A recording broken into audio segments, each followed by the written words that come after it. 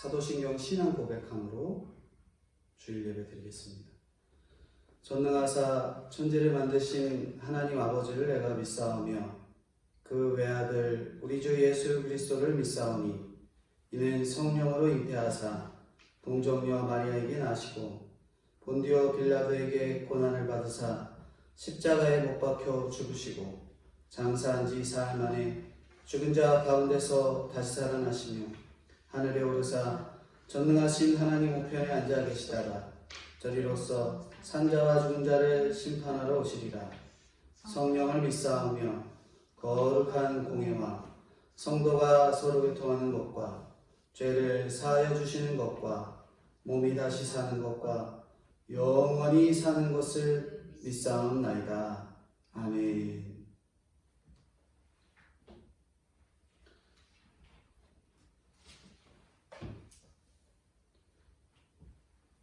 2020년도 3월 22일 주일 온라인 예배로 드려집니다.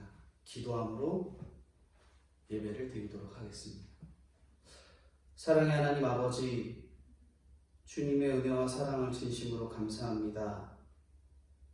저희들의 부족함과 연약한 것을 주님께서 잘 아시고 귀하고 좋은 환경을 허락해 주셨지만 하나님 주님 예배를 사모하는 것들이 얼마나 식어졌는지, 저희들이 얼마나 죽어있기에 주님께서 깨어나라고 귀한 말씀을 허락해 주시고 또한 이렇게 예배당에 나와 예배드리지 못하며 예배를 사모하는 마음을 더 부릴 듯 불러 일으켜 주시니 감사합니다. 주님, 주님의 말씀을 더욱 사모하게 하시고 예배당에 나오지 못하는 저희들의 심령들을 불쌍히 여기사 예배를 더 사모하는 마음을 불어넣어 주셔서 하나님께서 기뻐하시고 즐거워하시는 하나님의 귀한 성도들로 준비될 수 있도록 주님 은혜로 함께하여 주시고 인도해 주시옵소서. 이 시간 주님께서 저희들에게 필요한 말씀을 허락해 주사 꼭 필요한 말씀으로 마음에 심령이 잘 닿아서 하나님 저희들의 몸이 변하고 영이 변하여 주님 아버지께 기쁨이 되는 성도들로 조금씩 변화될 수 있도록 주님 은혜로 함께하여 주시옵소서. 예배의 시종을 주님 아버지 앞에 맡겨드리오며 거룩하시고 은혜가 풍성하신 예수님의 이름으로 기도드리옵나이다. 아멘. 성경 말씀 보겠습니다. 성경 말씀은 마태복음 14장 1절부터 12절까지 말씀입니다. 마태복음 14장 1절부터 12절까지 말씀입니다. 제가 봉독해 드리겠습니다. 마태복음 14장 1절부터 12절. 14장 1절입니다. 그때에 분봉왕 헤롯이 예수의 소문을 듣고 그 신하들에게 이르되 이는 세례 요한이라. 그가 죽은 자 가운데서 살아났으니 그러므로 이런 능력이 그 속에서 역사하는도다 하더라. 전에 헤롯이 그 동생 빌립의 아내 헤로디아의 일로 요한을 잡아 결박하여 옥에 가두었으니 이는 요한이 헤롯에게 말하되 당신이 그 여자를 차지한 것이 옳지 않다 하였습니다. 헤롯이 요한을 죽이려 하되 무리가 그를 선지자로 여김으로 그들을 두려워하더니 마침 헤롯의 생일이 되어 헤로디아의 딸이 연석 가운데서 춤을 추어 헤롯을 기쁘게 하니 헤롯이 맹세로 그에게 무엇이든지 달라는 대로 주겠다고 약속하거늘 그가 제 어머니의 시킴을 듣고 이르되 세례 요한의 머리를 소반에 얹어 여기서 내게 주소서 하니 왕이 근심하나 자기가 맹세한 것과 그 함께 앉은 사람들 때문에 주라 명하고 사람을 보내어 옥에서 요한의 목을 베어 그 머리를 소반에 얹어 그 소녀에게 주니 그가 자기 어머니에게로 가져가니라. 요한의 제자들이 와서 시체를 가져다가 장사하고 가서 예수께 아뢰니라. 아멘. 오늘 마태복음 14장 1절부터 12절까지 이 본문의 내용은 세례 요한의 죽음에 대해 담겨져 있습니다. 이 세례 요한의 죽음의 내용을 통해서 오늘 저희들이 죽음을 준비하라는 이 본문의 내용을 살펴보고자 합니다. 본문의 제목은 세례 요한의 죽음이지만 오늘 본문의 내용을 통해서 죽음을 준비하라는 이 본문의 제목을 가지고 살펴보고자 합니다. 최근에 이 코로나 전염병으로 인해서 사람들이 너나 할 것 없이 마스크를 구하기 위해서 약국 앞에 줄을 서고 그렇게 기다리고 있습니다. 그만큼 코로나 바이러스로 인해서 이 목숨이 위협되는 두려움, 그것 때문에 이 약국 앞에 가서 줄을 서고 목숨이 두려운 것에 대한, 목숨이 죽는 것에 두려운 것에 대한 걱정으로 그렇게 나아갑니다. 근데 오늘 본문을 통해서 어떻게 사는 것이 중요하기도 하지만 어떻게 죽는가가 훨씬 중요한 것인지에 대해서 말씀해주고 있습니다. 세례 요한의 죽음을 통해서 그리스도인으로서 어떻게 죽음을 준비해야 될까? 그 말씀을 통해서 살펴보고자 합니다. 첫 번째로 죽음을 준비하는 자세 첫 번째는 죽음을 두려워하지 말라는 것입니다. 우리가 죽음을 두려워하지 말라 말은 쉽지만 그게 어렵거든요. 하지만 오늘 본문은 그렇게 다시 한 번 더 죽음을 두려워하지 말 것에 대해서 강조합니다. 1절 2절입니다. 1절 2절 같이 읽어보겠습니다. 그때 분봉왕 헤롯이 예수의 소문을 듣고 그 신하들에게 이르되 이는 세례 요한이라 그가 죽은 자 가운데서 살아났으니 그러므로 이런 능력이 그 속에서 역사하는도다 하더라. 우리는 이 죽는 것이 너무 두렵죠. 죽는 것이 너무 두려워서 힘들고 고통스럽습니다. 죽음을 두려워하는 자들의 특징을 헤롯을 통해서 알 수 있습니다. 죽음이 두려운 사람은 항상 죄책으로 괴로워하죠. 여기 그때란 예수님의 지혜와 능력이 소문나고 모든 사람이 놀라는 가운데 고향 사람들이 예수님을 배척하던 그때이죠. 그런데 그 소문이 이제 오늘 본문의 분봉왕 헤롯에게도 들립니다. 내가 예수 믿는 소문은 고향에도 생각지 못한 이렇게 권력자에게도 들리게 되는 것입니다. 좋은 왕 나쁜 왕 상관없이 나에게 잘하든지 못하든지 예수님의 소문이 들리게 되어 있지요. 배척도 받을 수 있습니다. 분봉왕 헤롯이 소문을 듣고 뭐라 하는가? 세례 요한이 살아났다고, 그의 권능이 예수님께 역사한다 이렇게 말합니다. 또한 헤롯은 세례 요한과 예수님의 능력을 동일하게 본 거예요. 헤롯이 이렇게 온천하를 창조하신 예수님의 능력과 세례 요한의 능력은 보였지만 과거에 세례 요한을 죽인 것에 대한 죄책감에서는 벗어날 수 없던 거예요. 예수님의 소문을 들으니 과거가 생각나는 거죠. 그리고 오늘 본문은 전에 하면서 헤롯이 세례 요한을 죽였던 그 사실들을 기록하고 있습니다. 우리는 예수 믿는다는 이유로 나를 핍박하는 사람을 두려워할 필요가 없습니다. 그들은 평생 그러한 죄책에 시달리기 때문에 그렇습니다. 그래서 두려워하는 대신에 그런 불쌍히 여기는 마음이 있어야 합니다. 죄책감과 회개는 다르다고 하지요. 회개는 자기가 가는 길이 잘못된 것임을 깨닫고 뒤로 돌아서 가는 것이지만 죄책은 자기의 그 죄를 합리화하기 위해서 더 죄를 짓고 두려움을 더해가는 것이지요. 죽음에 이르는 두려움에 질 수 없어서 먼저 나중에는 죽어버리고 맙니다. 우리가 잘 알고 있는 가룟 유다가 그렇게 자기의 죄책감 때문에 자살을 하죠. 죄책감에는 이렇게 자유와 기쁨이 없습니다. 많은 사람들이 리더가 되고 임금이 되기 위해서 수많은 사람들의 목숨을 베고 그 자리에 앉죠. 그래서 나중에는 죄책에 힘들어서 죽는 사람들이 많이 있습니다. 무의식적으로 두려워하면서도 궁극적으로는 가치관이 바뀌지 않기 때문에 늘 불안에 떨고 나가는 것입니다. 우리가 잘 알고 있듯이 이 TV에는 이 범죄물 수사물이 많이 나오는데 특징 가운데 하나가 뭐냐면 죄를 지은, 만약에 살인을 저지른 범죄자가 범죄 현장에 다시 들은다라는 그런 원칙. 왜 그런 걸까요? 그건 바로 자신이 살인을 저지른 불안감 때문에 그런 것입니다. 죄를 지으면 뭔가 뒤에서 끊임없이 목을 잡고 끌어당기는 그런 것이 두려운 것이지요. 하나님 나라의 복음을 듣고 방해하는 폐역하고 음란한 이 세대의 사람이 바로 오늘 본문에 나오는 헤롯입니다. 헤롯은 분봉왕으로 로마의 권력 밑에 있어서 통치권을 행사하던 그런 인물이지요.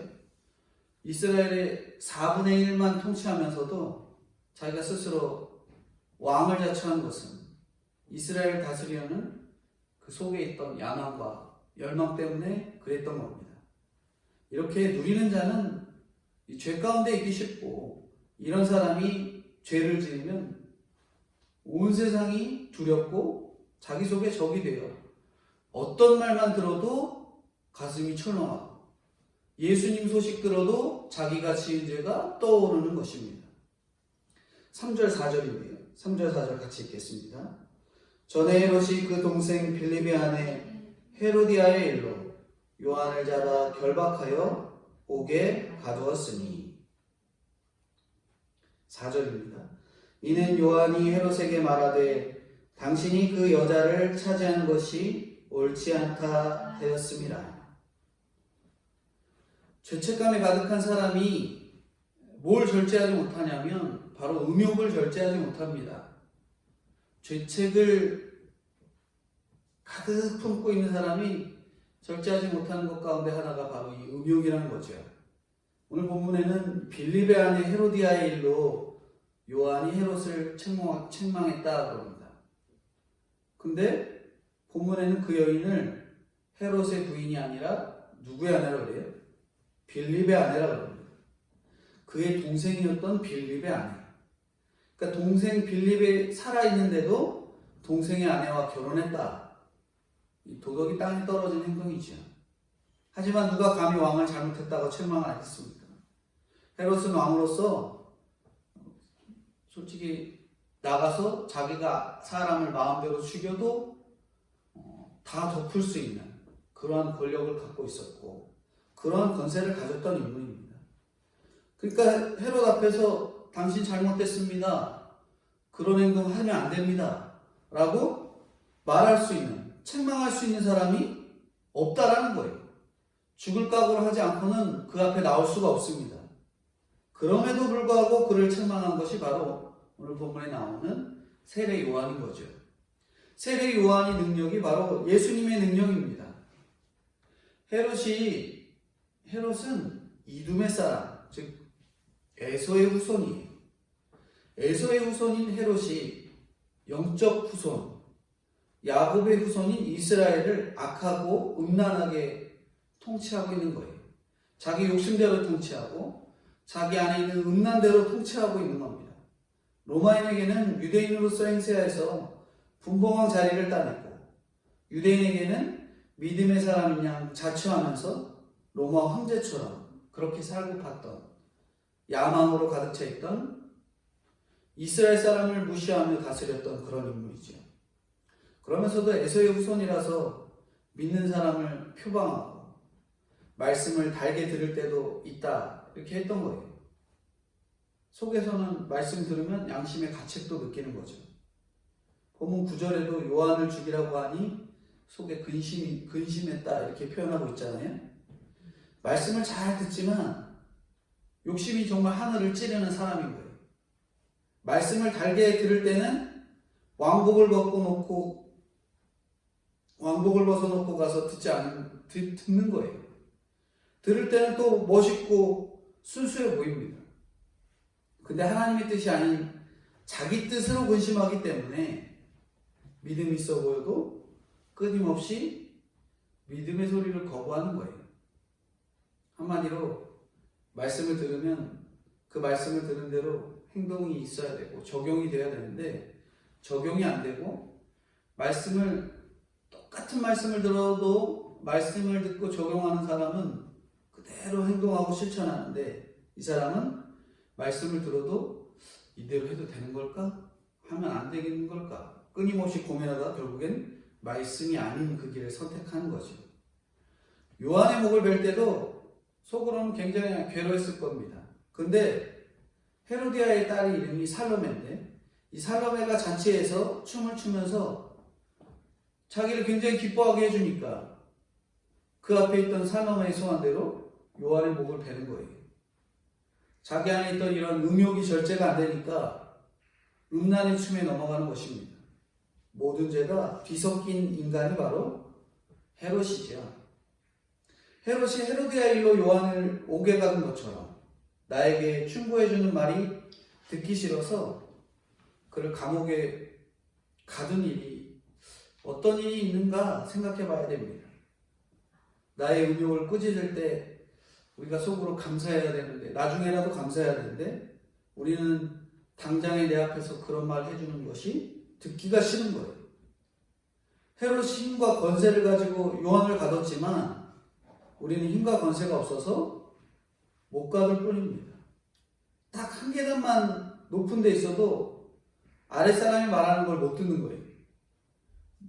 다른 사람이 직장에서도 마찬가지입니다. 내가 점점 높아지면 높아질수록, 계급이, 직급이 높아지면 높아질수록 다른 사람들의 말을 잘 듣고 조언을 들어야 되는데 잘 안 들리는 거죠. 특별히 위에 사람만은 잘 들리는데 자기보다 아랫 사람만은 절대 안 들립니다. 그러니까 어떻게 왕이 이게 바른 말을 할 수 있겠어요? 죽음을 두려워하면 타협할 수밖에 없고 물러설 수밖에 없는데 세례요한은 그렇게 하지 아니하고 자기의 이 복음을 가지고 하나님께서 주신 담대하게 자기가 전해야 될 그 복음에 대한 담대함으로 헤롯이 잘못한 것을 분명하게 말하고 있는 것입니다. 7절입니다. 7절 같이 보겠습니다. 헤롯이 맹세로 그에게 무엇이든지 달라는 대로 주겠다고 약속하거늘. 죽음을 두려워한 헤롯이 다음 걸어가는 그 수순이 헛맹세입니다. 헛맹세. 특별히 남자들이 이렇습니다. 안목의 정욕, 이생의 자랑, 육신의 정욕이 동기가 돼서 백성의 것을 자기 마음대로 주겠다고 하는 거예요. 자기 마음대로. 자녀가 원하는 대로 해주는 부모야말로 정말 자녀를 악으로 이끄는 어리석은 자임을 헤롯을 통해 봐야 됩니다. 다른 복음서에서는 헤롯이 살로메에게 나라의 절반이라도 주겠다 말씀하는 이 본문이 있습니다. 이게 말이 되는 일이에요. 어떻게 나라를 자기 것처럼 주겠다고 할 수 있는 거예요? 그런데 우리 생각해보면 이런 부모님이나 이런 남편이나 이런 친구하고 하루라도 살아보고 친해져보고 싶다라는 사람들이 많다는 거죠. 내가 너 뭐라도 주겠어. 내가 뭐 하면 널 뭐라도 주겠어 하는 사람들이 주변에 많으면 더 많았으면 좋겠다는 생각이 우리에게 있습니다. 우리의 욕심이 그 안에 가득해 있기 때문에 그런 말들이 더 좋아 보이는 거예요. 좋은 생일 파티도 열어주고 씀씀이도 크고 내가 하는 말을 모두 들어주니 그런 부모, 그런 남편, 그런 친구 얼마나 멋있어 보여요. 우리가 유명한 이 탈옥수 하면은 저보다 어린 세대는 잘 모르겠지만 언론에서 엄청 떠들었던 이 탈옥수 심창원에 대해서 잘 알고 있습니다. 탈옥을 해서 열심히 도망 다녔죠. 근데 잘 잡히지가 않았어요. 왜냐하면 그가 도망 다니는데 여자들이 다 알면서도 이 함구했다는 거예요. 그의 도망하는 것이나 숨어 있는 것에 대해서 신고하지 않은 거예요. 왜 그랬는가? 그 여자들이 어떠냐면 자기가 아는 남자들, 남편이나 자기가 연애했던 그런 남자들은 형편도 어렵고 말이 참 부부라면은 남편으로서 제대로 해주지도 못하고 있는데 이 탈옥수 신창원은 당장에 자기의 마음을 다 쏟아준 것처럼 몇 천만 원짜리, 몇 억짜리 반지를 껴주고 돈을 주고 믿는다고 하고 잘 보듬어 주니 그렇다고 얼굴도 못생긴 건 아니었어요. 그러니까 준수하죠. 그런데 그 얼굴을 보고 잘생기기까지 하고 챙겨주는 거 다 챙겨주기까지 하니까 절대 숨겨주는 거예요. 말도 안 해주는 거죠. 절대 이런 사람을 지금 같아서는 당장 신고했겠지만 그때 당시에는 그렇게 마음을 빼앗는 그의 마음 때문에 그 주변에 있던 여자들이 그를 신고하지 않았다는 거예요. 이렇게 그 사람이 돈만 주고 사랑한다 말하고 헛맹세를 하니까 푹 빠져드는 겁니다. 우리가 어떤 맹세를 하는지 생각해 봐야 돼요. 사람의 눈치를 보면서 잘못 행한 것은 없는가? 자녀들한테 우리가 뭐라고 얘기해요? 공부 잘하면, 너 100점 맞으면 어디 보내줄게, 뭐 해줄게. 애들 점수 가지고 헛맹세를 하죠. 그런 헛맹세 하면 안 됩니다. 교회 오면 뭐 해줄게. 이건 좀 해도 되긴 하는데 다른 헛맹세는 하면 안 됩니다. 대신 구원 때문에 적용하는 맹세들은 할 수 있어요. 정말 한 사람이 교회 나와 영혼 구원 받고 천국에 대한 적용을 하면은 할 수 있습니다. 하지만 세상의 야망 때문에 욕심 때문에 그런 헛맹세를 하면 안 되는 겁니다. 헛맹세를 하는 사람들 뒤에는 되게 어떤 사람이 있는 줄 아세요? 이렇게 문제 부모나 문제 부부, 문제 친구가 있습니다. 6절입니다. 6절 같이 보겠습니다. 마침 헤롯의 생일이 되어 헤로디아의 딸이 연석 가운데서 춤을 추어 헤롯을 기쁘게 하니. 이렇게 내 뜻을 이렇게 관철시키는 날, 내가 원하는 것을 다 하고자 하는 날이 심판의 날이 될 수 있음을 알아야 됩니다. 이 날이 헤롯에게는 심판의 날이에요. 요한에게는 순교의 날, 천국 가는 날이죠. 헤롯은 가족 우상의 대표입니다. 가족 우상의 대표. 요즘은 다른 우상 하나도 없고요. 돈 우상이 많은데 가족 우상도 많아요. 우리가 잘 알고 있던 굉장히 잔인한 후세인이죠. 후세인 같은 경우도 가족한테 얼마나 자상하고 인자했는지 모른다고 말합니다. 헤롯 역시 아내와 자녀 일이라면 두 팔 걷고 나서는 사람이었던 거예요. 8절 9절입니다. 8절 9절. 그가 제 어머니의 시킴을 듣고 이르되 세례 요한의 머리를 소관에 얹어 여기서 내게 주소서 하니 왕이 근심하거나 자기가 맹세한 것과 그 함께 앉은 사람들 때문에 주라 명하고. 살로메가 헤롯의 딸이지요. 살로메가 어미의 시킴을 듣고 세례 요한의 머리를 소관에 담아서 여기서 내게 주소서 말합니다. 이 살로메가 몇 살로 짐작되시나요? 여기서는 이 헤롯의 딸을 소녀로 얘기합니다.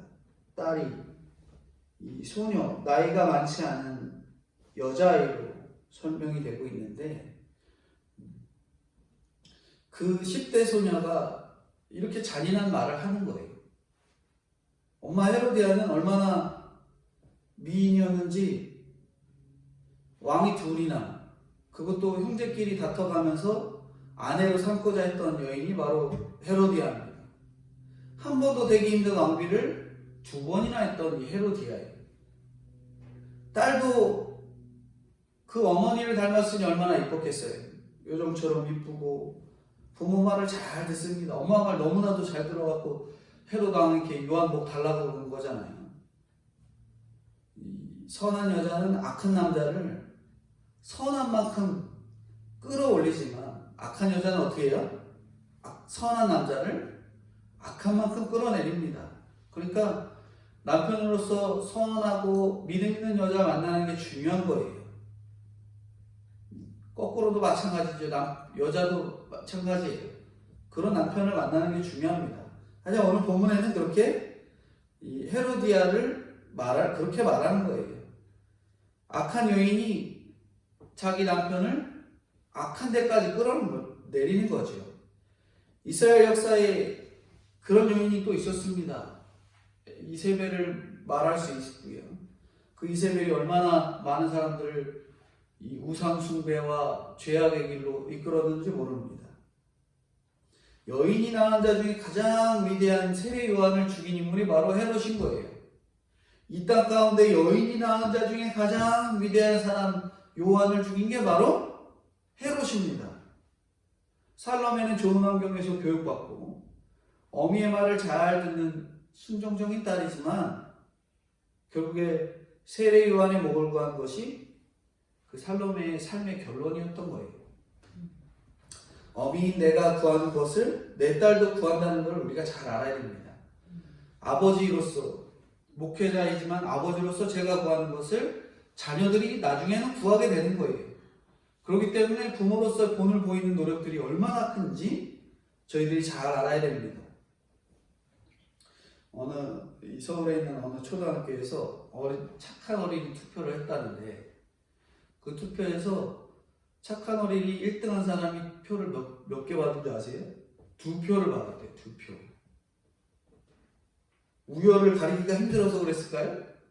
그게 아닌 거예요. 내가 무조건 1등 해야 돼 라는 그 말을 듣고 계속 자라오니까 투표를 하니까 누구 이름 써내는 거예요? 죄다 자기 이름 써내는 거예요. 죄다 자기 이름 써내서 투표가 된 거예요.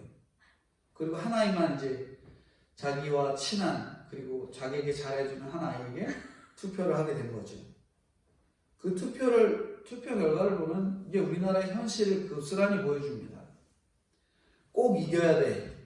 그 말을 듣고 자란 아이들의 현실이 바로 자기 이름에 투표하는 아이들의 현실이 된 거예요.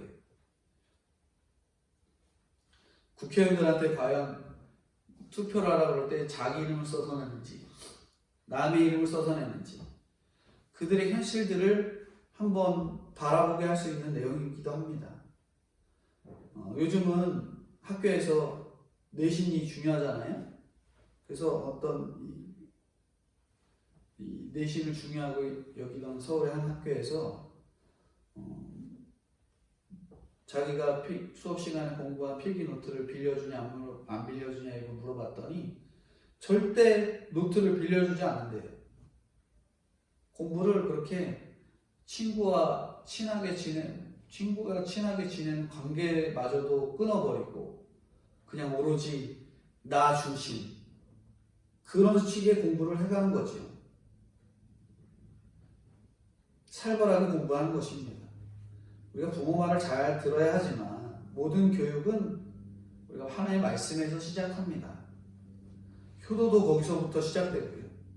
살로메에게 엄마 말 잘 듣다가 영원히 살로메가 이렇게 영원히 엄마 말 잘 듣다가 영원히 이 멸망할 말에 순종하게 됐잖아요. 자녀를 예수 믿게 하는 일보다 더 좋은 교육은 없는 겁니다. 우리가 다른 사람 힘들게 하고 죽이게 하는 교육이 아니라 예수 믿게 하는 교육이 제일 중요한 거예요. 착한 자녀는 부모의 죽음을 준비하지 못합니다. 최고의 환경에서 예쁘게 말 잘 듣는 살로메를 키우고 예수도 없이 죽어가는 왕족 가정이 얼마나 많은지 몰라요.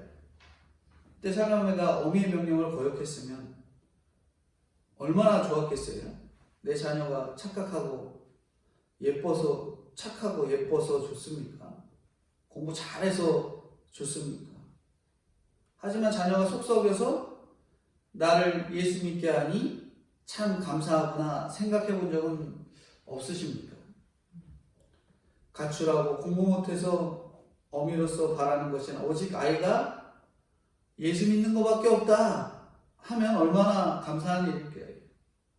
근데 우리는 감사가 나오지 않습니다. 내 자녀가 가출했는데 감사가 안 나오는 거예요. 하나님 믿게 하는 것, 하나님 의지하는 것이 감사하지만 우리는 아직까지도 세상의 것이 보이기 때문에 거기서 감사가 잘 못 나옵니다. 하나님 앞에 애통의 눈물을 흘리게 하는 자녀가 나중에는 심히 아름다운 자녀인 거예요. 어느 부모가 공부 잘하고 예쁜 자녀에게 눈물을 흘리면서 내가 예수만 믿으면 소원 없겠다 이렇게 말하겠어요? 부모 속을 어지간히 속썩인 자녀라야 내가 예수만 믿으면 소원이 없겠다 라고 말할 수 있는 거죠. 그래서 속썩이는 자녀야말로 우리가 축복의 통로라고 말할 수 있습니다. 저희 자녀들도 축복의 통로예요. 그렇다고 속썩이는 자녀로 자라나는 교훈이 절대 아닙니다. 믿음의 자녀로 자라는 것이 중요하다는 거예요. 이게 핵심입니다. 믿음의 자녀로 자라. 믿음의 자녀로 자라나는 것. 그것이 오늘에게 있어서 중요한 죽음을 준비하는 자세입니다. 오늘날 이 두 번째로 이 세례 요한의 죽음에 대해서 그리고 죽음을 준비하는 자세로서 두 번째로 우리에게 말하는 것은 우리가 사람들이 지지하는 삶을 살다가 죽어야 합니다. 사람들도 믿는 사람들, 복음이 있는 그 사람들의 지지에 살다가 죽어야 하는 거죠. 5절입니다. 5절. 헤롯이 요한을 죽이려 하되 무리가 그를 선지자로 여김으로 그들을 두려워하더니. 헤롯은 요한을 죽이려 하지만 무리는 요한을 선지자로 알고 지지합니다. 이처럼 민중이 지지하는 삶을 살다가 죽어야 되는 거예요. 이스라엘 백성은 요한을 돈 많고 똑똑한 사람으로 기억하지 않잖아요. 요한이 헤롯의 죄를 지적했기 때문에 요한을 보면서 뭐라 그래요? 선지자로 말한 거예요. 선지자로 여긴 겁니다. 4절인데요. 4절 같이 읽겠습니다. 이는 요한이 헤롯에게 말하되 당신이 그 여자를 차지한 것이 옳지 않다 하였습니다. 하나님 외의 것을 사랑하는 것이 간음인데 요한은 당신이 하나님보다 사랑하는 헤로디아 때문에 망하려느냐 담대히 꾸짖는 거예요. 둘이 아무리 행복하게 잘 사는 것처럼 보여도 결국에 하나님이 없으면 권세와 재력으로 이렇게 악하게 산다는 것을 알았기 때문에 요한이 담대하게 신망하고 있는 것입니다. 악한 것을 악하다 할 때 민중이 선지자로 여기지요. 요한처럼 꾸짖으면 삶이 따라야 되고 은혜가 있어야 합니다. 복음을 전할 때 헤롯 같은 사람이 나를 지지해주면 좋겠지만 그렇지 않습니다. 이 땅에서 가진 것이 많고 누리는 게 많은 사람이 천국에 관심이 있을 것 같으세요? 천국에 관심 100에 1 있을 겁니다. 1.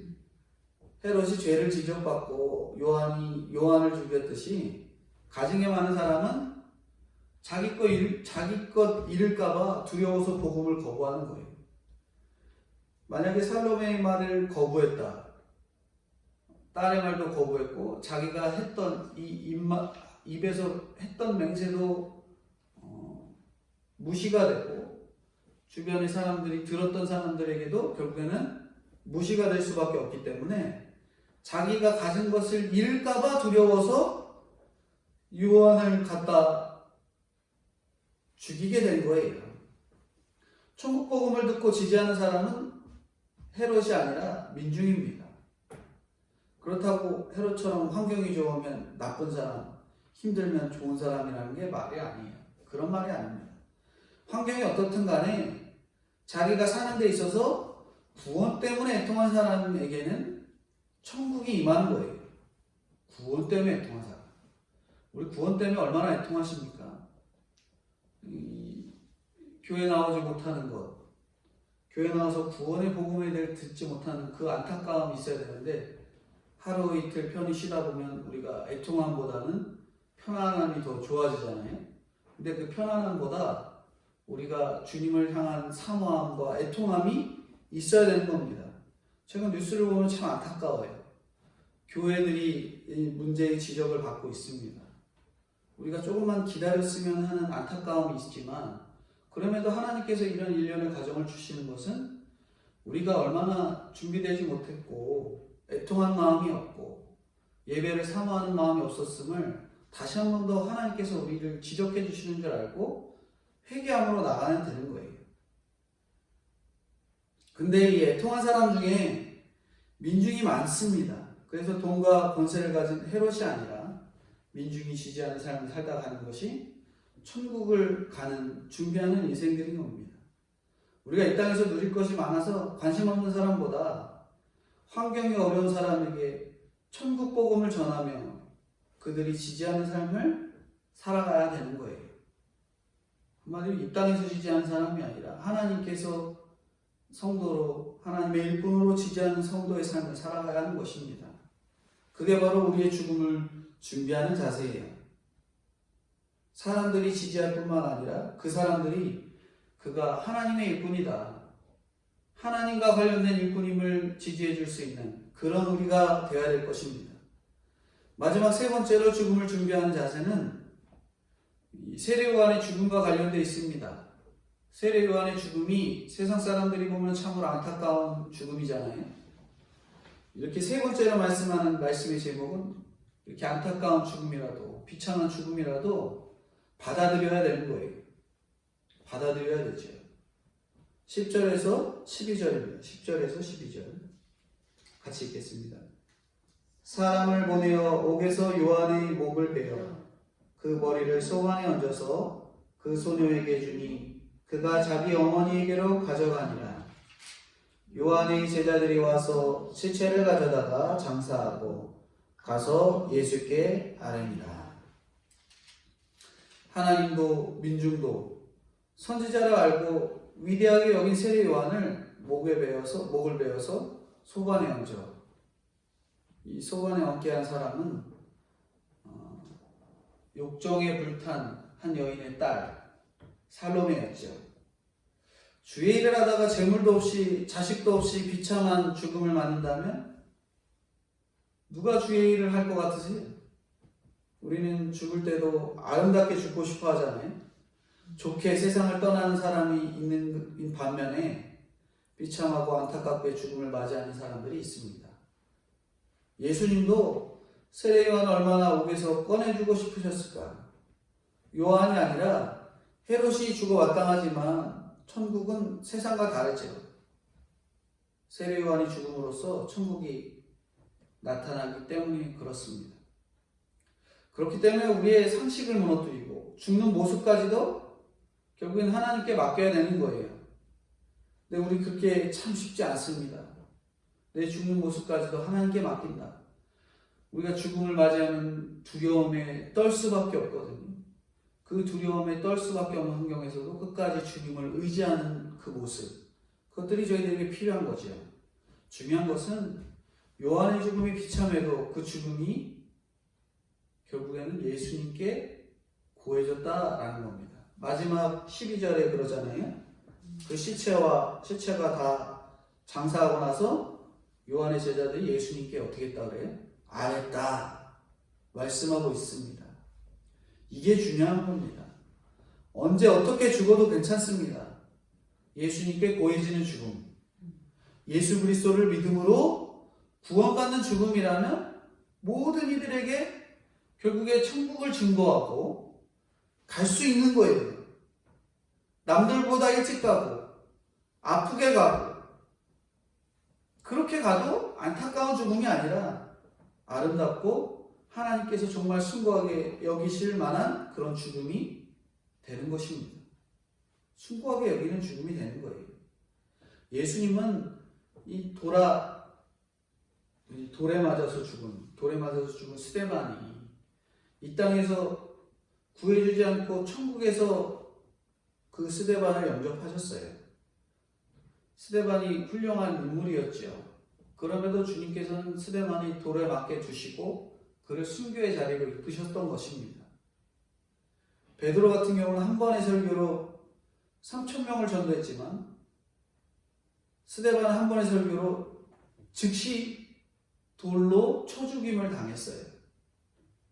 그러나 스데반의 죽음으로 하나님을 증거하기에 그 현장에 있던 사도 바울이 전도가 되어서 전 세계에 선교의 문이 열렸잖아요. 당장에 3,000명이 전도되는 것보다 스데반의 죽음으로 전 세계의 복음에 열리는 놀라운 은혜들이 임하는 것.